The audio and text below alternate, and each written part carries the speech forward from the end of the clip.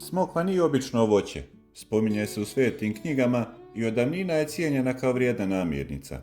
Krije mnogo više od ugodnog okusa jer sadrži vlakna, minerale i brojne biljne spojeve koji mogu biti korisni za organizam.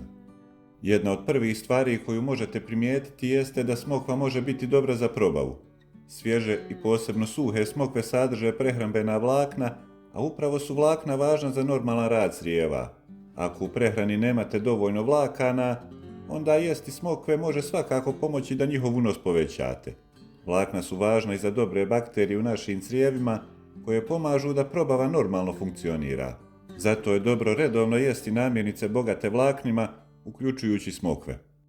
Smokve su zanimljive i zbog minerala koje sadrže. U njima se nalaze kalij, kalcij, magnezij i manje količine drugih minerala. Ovi minerali imaju važne uloge za normalan rad mišića i nervnog sistema, ali i zdravlje kostiju. Naravno, smokva sama po sebi neće zadovoljiti sve potrebe organizma za ovim mineralima, ali njen unos može biti vrijedan način da nadoknadimo dio tih minerala. Još jedan razlog zbog kojeg se smokve često spominju jeste njihov sadržaj biljnih antioksidativnih spojeva. Količina može varirati zavisno od sorte, zrelosti i načina obrade, ali ovi spojevi pomažu u zaštiti stanica od oštećenja.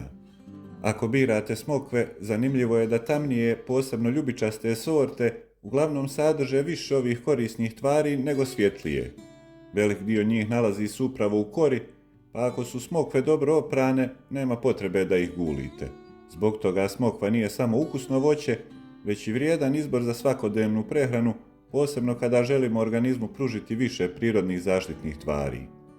Ako pazite na ono što jedete, smokva može biti dobra zamjena za neke manje zdrave slatkiše. Prirodno je slatka, a u šećere sadrži i vlakna, minerale i druge hranjive tvari. To je jedna od prednosti voća u odnosu na mnoge industrijske slatkiše, koji uglavnom daju puno kalorija, a malo korisnih nutrijenata. Ipak, postoji velika razlika između svježih i suhih smokava. Kad se smokva osuši, izgubi veliki dio vode, pa u istoj količini suhih smokava ima mnogo više prirodnog šećera i kalorija nego u svježim. Zato je nekoliko suhih smokava puno kaloričnije nego ista količina svježih. Suhe smokve mogu biti odličan izvor vlakana i minerala, ali s njima je lakše pretjerati, posebno ako ih jedete kao griskalice. Većina zdravih ljudi može bez problema uživati u smokvama u umjerenim količinama.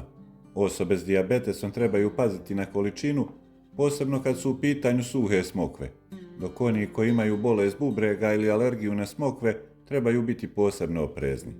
Jedna smokva neće promijeniti zdravlje preko noći, ali može biti vrijedan dio zdrave prehrane. Za ovaj video toliko, do sljedećeg, lijep pozdrav!